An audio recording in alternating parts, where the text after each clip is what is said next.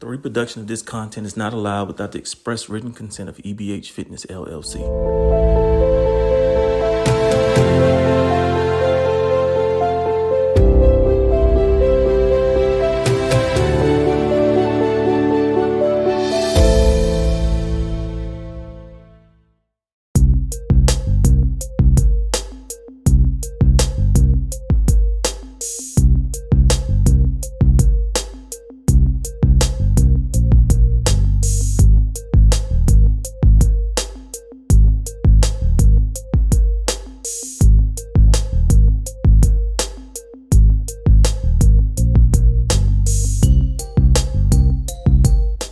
I'm Dr. C. Victor Urban III, and I'm taking it to the house.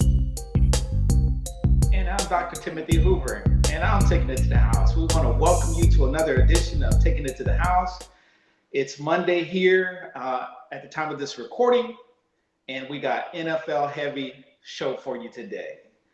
Vic, what was the highlight of your weekend this weekend? What NFL game captured your mind? And I know you want to talk about USC and what they did to the rival UCLA. So, bruh, I'm going to let you start it off. Take it where you want to take it. I'll just be your co-pilot. Never leave your wingman. Let's go.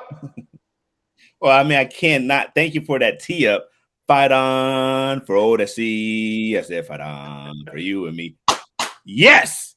Look, I'm not saying we back, but I'll tell you this, we're close to it.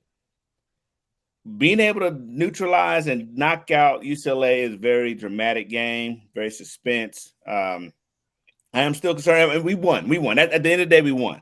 Next, we got to play Notre Dame. My concern is we are not ready for the big show, and I don't want us to necessarily get to that point to get embarrassed. Let us go to a bowl game, take the bowl. Great first season, Lincoln Riley. First season. We need to work that defense because there's some bad boys in that top four. The Georgias, the Tennessees, LSUs. I don't even know if we can run with TCU right now. So I'm happy for the first season of Lincoln Riley's run. Looking great. So go ahead and win Pac-12 and keep it moving. Now, the other school I'm intimately involved with is LSU. Looking great, Brian Kelly, in your first year. So as we set the stage for next weekend's SEC championship against Georgia, that'll be great to watch. That will be very great to watch. But that's just the college football front. But, I'm just happy Old SC is back and we can do something in that Pac-12. I look forward to the reload and that defense. But the questions you asked me was about the NFL. Man, oh man, oh man. What game got my juices flowing? Well, I was actually at the Ravens game. That didn't necessarily get my juices flowing. It actually froze my juices. It was cold out there, 30 degrees. And we played that game as if we were playing the 72 Dolphins. It was a very lackluster game. We played down the competition. I was very disappointed, but I'm glad we walked out with the win. But I guess maybe the theme this weekend, not necessarily the most exciting game. I don't think anything was tapped that week prior with that shootout between Buffalo. Probably the most surprising game is how Dallas Cowboys dismantled the Vikings. Maybe the Vikings are still in Buffalo. Maybe they got trapped in that lake snow effect because they didn't show up for this game. And at the indoor stadium, too, they did not show up. So that's probably the most surprising game. So I'll ask you, what was your most exciting game? Well, the Cowboys and Minnesota Vikings, I was enthralled. Because before the game, they were talking about the Cowboys were favored to win that game. However, they didn't have the better record, and it was on the road. So I was curious to see how it was going to turn out. Man, I tell you what, the odds makers in Vegas, they know what they're talking about, but I didn't see it. I didn't see it coming. The Cowboys, they didn't only go to Minnesota and whoop that tail. They bullied them in their home. Every time Kirk Cousins dropped back, seems like there was a white jersey, a cowboy in his lap. So he really didn't get off. I'm trying to figure out now who is who and who's real. Okay, Are the Minnesota Vikings truly 8-3, or the Cowboys, are they indicative of the record? After they lost to Green Bay the week before, and a game they should have won. So I don't know which Cowboys we really do have, nor do I know if Minnesota is for real, because again, these last couple of weeks and that lackluster game and a lackluster performance by the Vikings yesterday. So that was the one that really got my attention. However, I was looking at Dak and I was noticing he was very careful. The play calling was very careful. He looked in command. And so something that we talked about, and I want to circle back to it, is they need to put him in positions where he's not doing too much. And Josh Allen's, played with the lead yesterday and didn't do too much. And so I saw both of them, Josh Allen too included, and I'm talking about Dak in particular, dialed it back, weren't doing too much. Handoff right, handoff left, pass to Pollard, handoff to Zeke. Just being within his wheelhouse to be successful. And then we talked about it before. They got this defense. Rely on it. Use the defense, use field positioning, and make it easy on yourself. So that was the game that caught my attention. But you mentioned USC. Bro, I go back to McKay, John Robinson, AD, Ricky Bell, Marcus Allen, Charles White. I go back. And so it was student body right. It was student body left. It was beat UCLA and beat Notre Dame. Beat UCLA and beat Notre Dame. This was before the college playoff picture ever came in. And so it was like, go to the Rose Bowl on an annual basis and beat up on either Michigan or Ohio. That was our right. That's what we did. On New Year's, you knew where you were going to be, watching USC beat up on somebody in the Rose Bowl. Well, recent years, and I'm talking post Pete Carroll, the luster off the shine of our armor in USC had somewhat dulled somewhat. And so, yes, Lincoln Riley, Caleb Williams, quarterback for the USC. Y'all are doing the damn thing. And so I'm, as an old Trojan fan, I'm happy with where we're at and potential for where we're going. The transport portal means so much. You could be high today, low tomorrow. I get that. But right now, I'm going to enjoy this moment and say kudos to you, but shore up the defense. It's a sieve right now. You're having to score so many points to win the games. I need a defense to be able to mirror what the offense is doing. So that's my take, sir. Yeah, I think, and staying on college real quick, he definitely brought the Big 12 scoring fest to the Pac-12. And because he played a team like UCLA, Chip Kelly knows how to get down with the get down. So that was already going to be a high scoring match. But USC over the last 2 decades have prided themselves in having a defense front. You think about Troy Polamalu, Chad Matthews, some of our famous corners and DBs we had over the last few years in front line. So really tapping back into that. But the key thing is you spoke about the transfer portal, but also the brand is back, which means local recruiting will increase for Lincoln Riley. He is now standing on some fertile ground. The USC brand carries very well. It carries enough for people to transfer from Pitt and come to play for our coach. So again, knowing what he's been able to do and put this on tape, put this on national tape for all new recruits and current college athletes to say, I want to go out to California. And so just watching how this can happen, how this will unfold, very encouraged. I've already started looking for next year's tickets because my daughter and I will be in California watching a USC game. In fact, I'll probably take her to USC UCLA game, but she's going. She's going to watch the energy. She's going to watch and feel the basket of throwing up your 2 fingers for fighting for Old SC. So I'm really excited about that. So again, and the other point, even while I was there, those 4 years, We had 1 year won the Rose Bowl, and those are the years I went to school, and Keyshawn was there, and Rob Johnson, Tony Baselli. To your point, as students, yes, Rose Bowl is win, but we need to beat UCLA. We need to beat Notre Dame. We almost consider you could go 2-10, but you know what? We beat UCLA, we beat Notre Dame. Season is good. Coaches will save their jobs. So while I was there, we broke the 13-year record to Notre Dame. We did not break our record against UCLA. So I just want to add value to what you had already shared. That did not change while I was at school as far as let's at least beat these two teams this year. But very, very, very excited. Very excited. Yeah.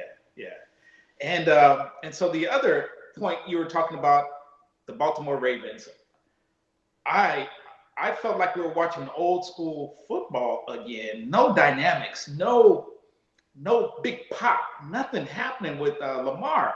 And I'm really interested. One, he's my fantasy quarterback in my other league. And I pick him up on annual, man. He's my first guy I want to go to. But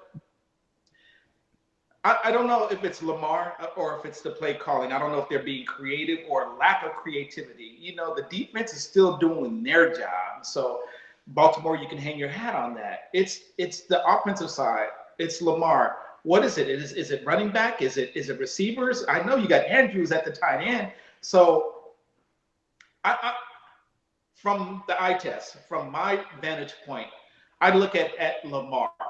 So when he was fresh, first, second year, he was quick to pull it down. He is so conscientious of staying in the pocket. That's not who you are, Lamar.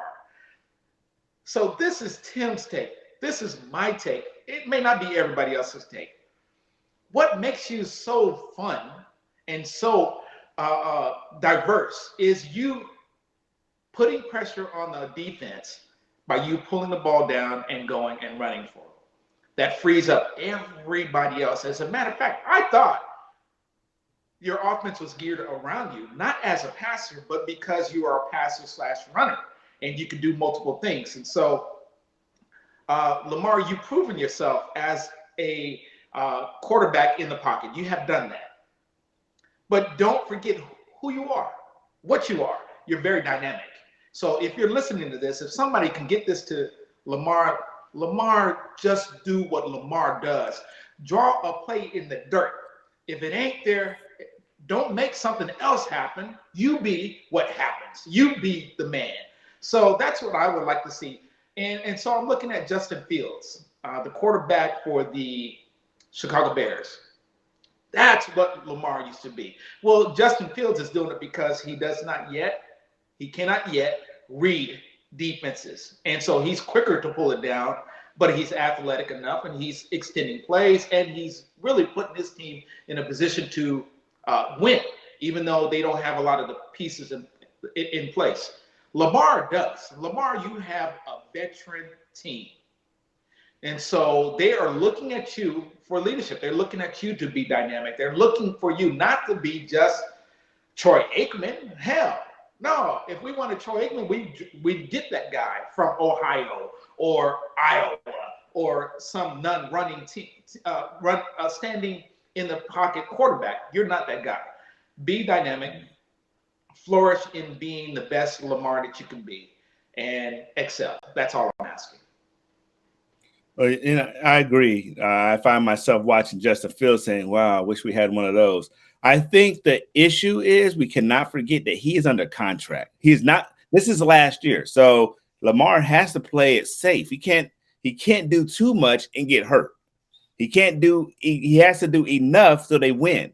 So I do see that he's overthinking, or that's what it appears, that he's overthinking. And there's times where just be you.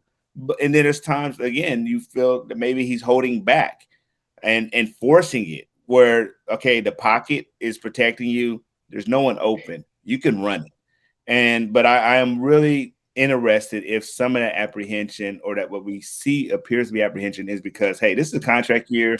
I got 5 games left for this season. We need to get deep in the playoffs. I still have not won a playoff game. I had the best team last year. At this time, I had got I gotta hurt. say, we don't want him to think that way. We don't want him to be conservative like that because scared money won't make money. Okay, it I just ain't agree, gonna but happen. can you And blame him? those who those who are trying not to get hurt end up getting hurt. He's going to make his money by being Lamar. I'm sorry to interrupt. I just had to interject, bro, No, before you went on. but Please you're go ahead. right. But how does he do that? You're right. Last year he was being Lamar and got hurt in week 9. The team had only had 2 or 3 losses and was already destined to be the number 1 seed. He had never lost the season. He had never lost a time. He'd never been injured. So mentally, if he's saying, wow, we're at 7-3 right now. We're at the same spot we were last year, and then we lost the rest of those games to finish 500. I've already lost my number 1 running back, J.K. Dobbins. I lost my number 2 running back, Gus Edwards. I'm down to Kenyon Drake. Okay. Mark Andrews just came off of injury. So, I finally got to a point where now I can score maybe enough points in my defense. I can count on my defense. So I'm looking at all aspects of what he could possibly be thinking of. My team cannot afford to lose me again. So you're right. Scared money don't make money, but if you're already making money, you ain't gonna be scared.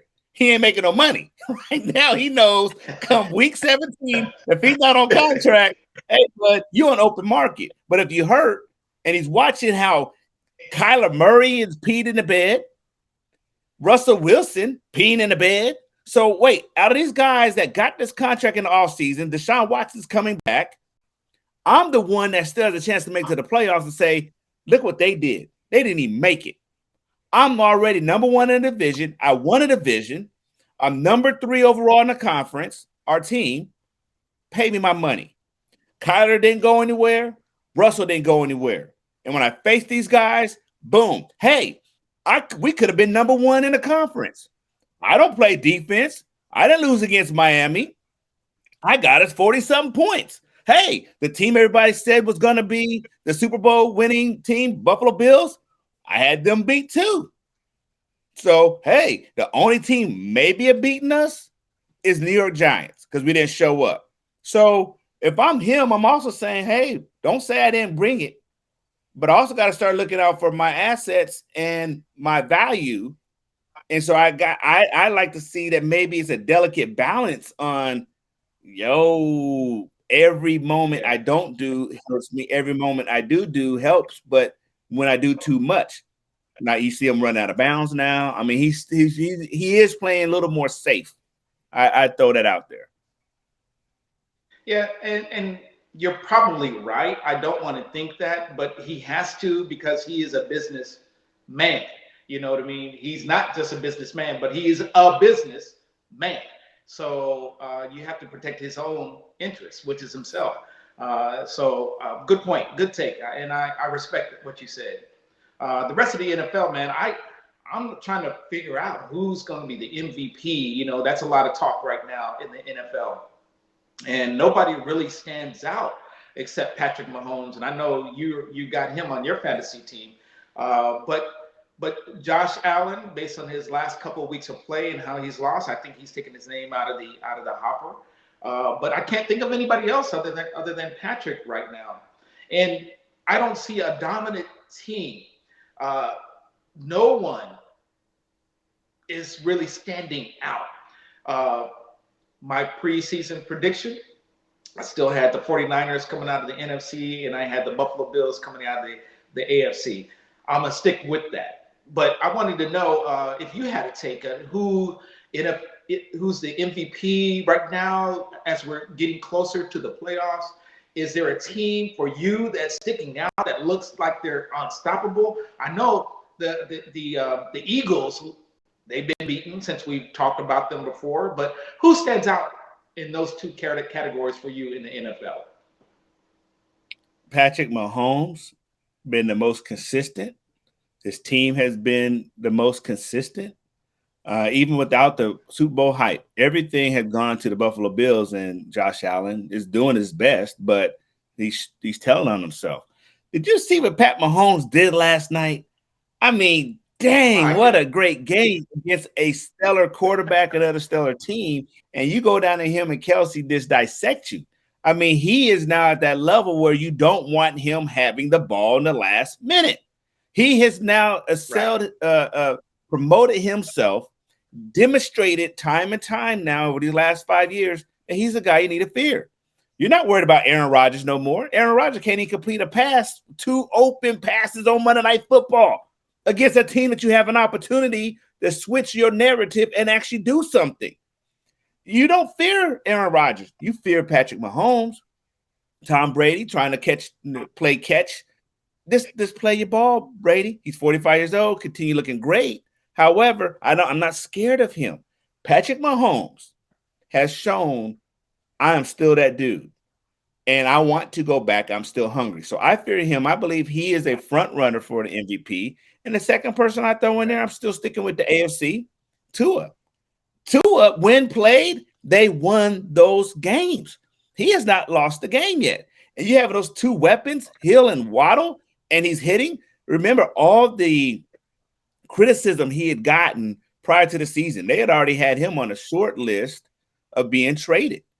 And so to see what he's done and how he's responded, and even how he's responded after the concussion, that's impressive. That's noteworthy. The team is in the first place of the division. Not only the first place of the division, they're number 2 overall in the conference. They've been nothing for 20 plus years. So that has to be considered. And then my third choice, Jalen Hurts, a team that just lost 2 weeks ago. It was bound to happen. So what happened? And it's the divisional loss. So when you have those divisional games, it's always going to be a tough matchup. You throw out the records. But Jalen Hurts has performed.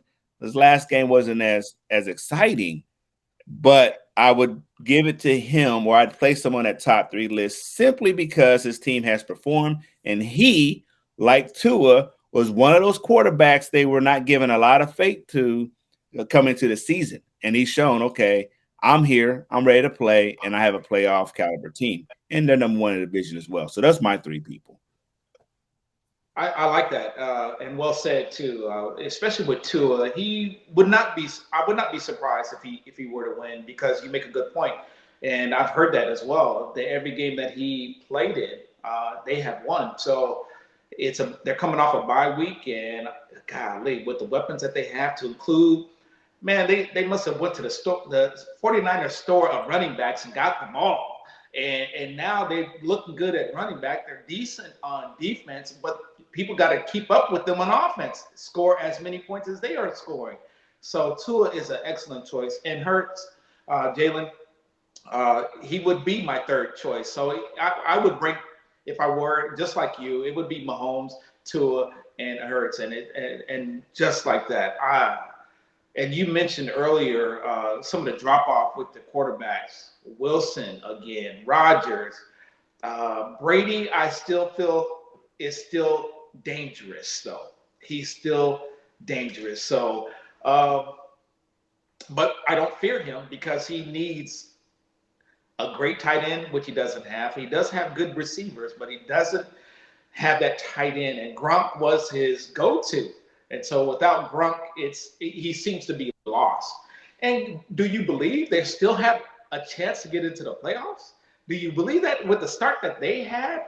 My goodness. So that's a Tom Brady effect. You know, he can recover. Mind you, to go through marital troubles and investment troubles and wanting to retire before the season. So I think when the season started, he was not committed to the Tampa Bay Buccaneers. That's what I think. And it showed on the field. And now, okay, he was able to recommit, rededicate himself. Who knows what happens after the season, but he's playing better now. So I'm going to fear him not because of his age, but because of his knowledge base. And he still is very good at his craft. Not at the top of his game, but still very, very adequate, more than a game manager. So that's my NFL take.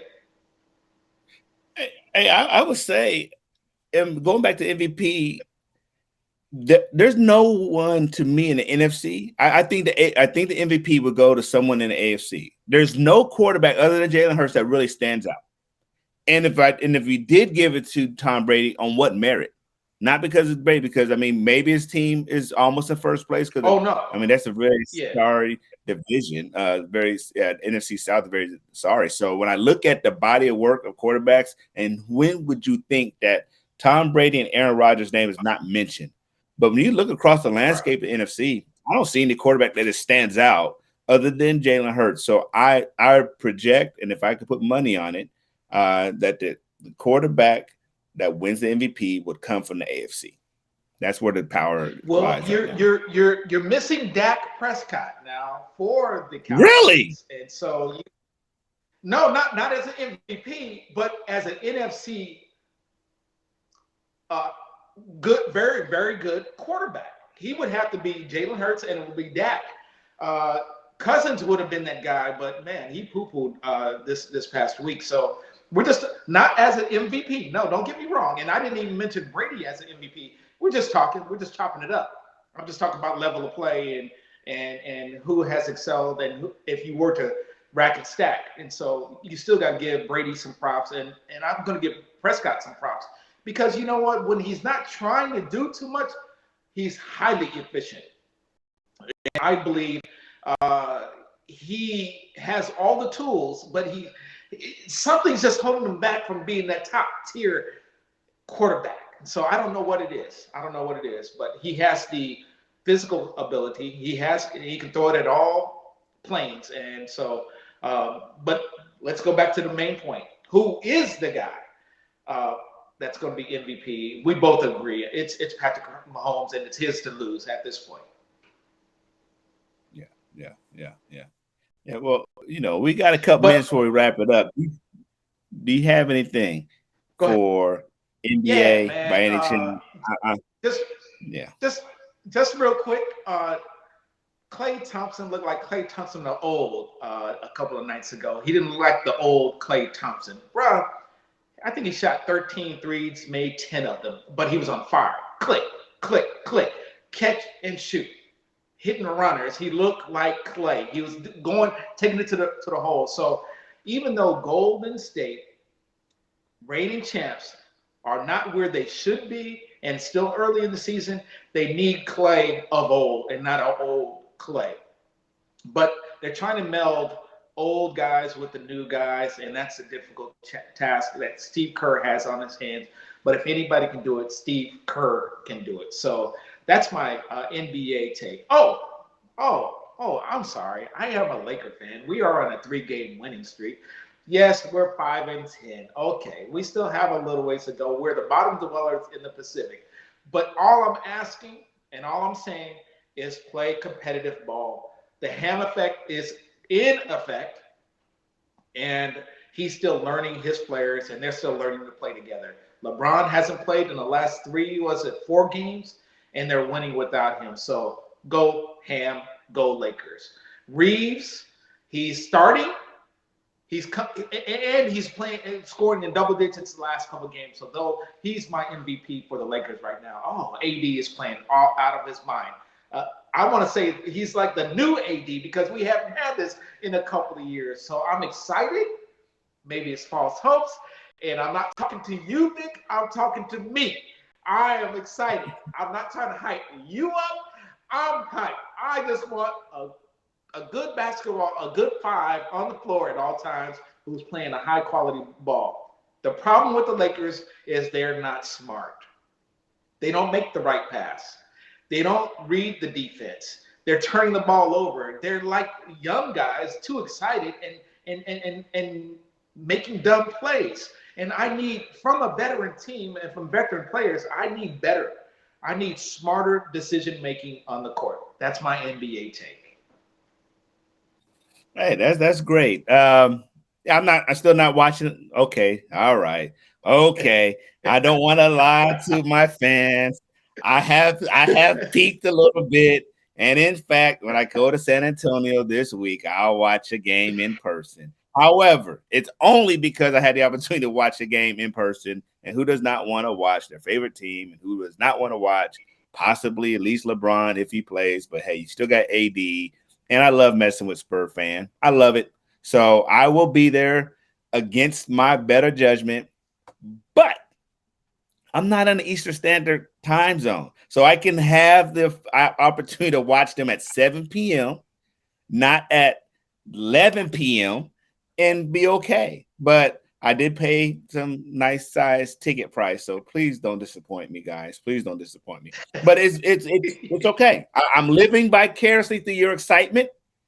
They have 5 more games till I commit myself to watching them consistently at night, which means they have to be at least 500, which means they got to continue this winning streak. The challenge is they're doing this without LeBron. So when LeBron comes back into that starting 5, they got to start learning again. And that's the same issue that happened last year, all the injuries, and they probably had less than 20 games on the court together. So we're talking about gelling. We're talking about team and group dynamics. That is important. Your best ability is availability. And now we can add reliability and dependability. So I still don't know what we have. It looks great to see that AD has found himself, but it is AD.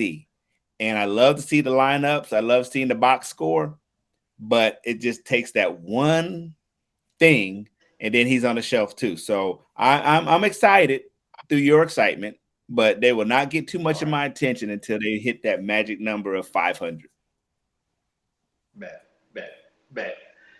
I want to conclude with safe travels to you and to all those who are traveling for this holiday.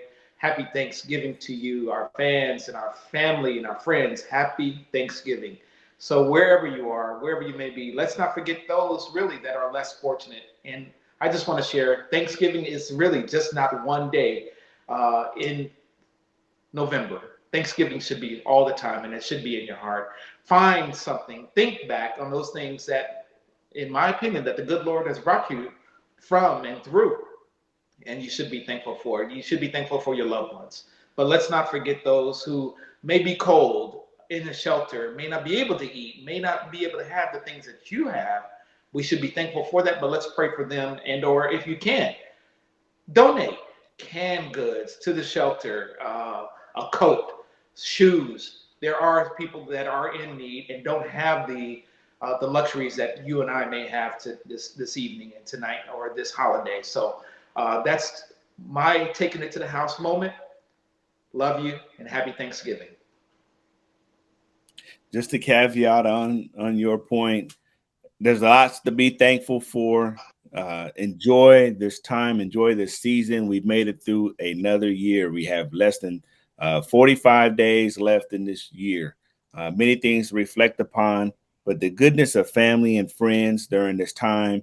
But as you stated, lean upon those that are your support network, but then find those who need a support network and take that time to give back as well. As stated, there's still a homeless challenge in this country.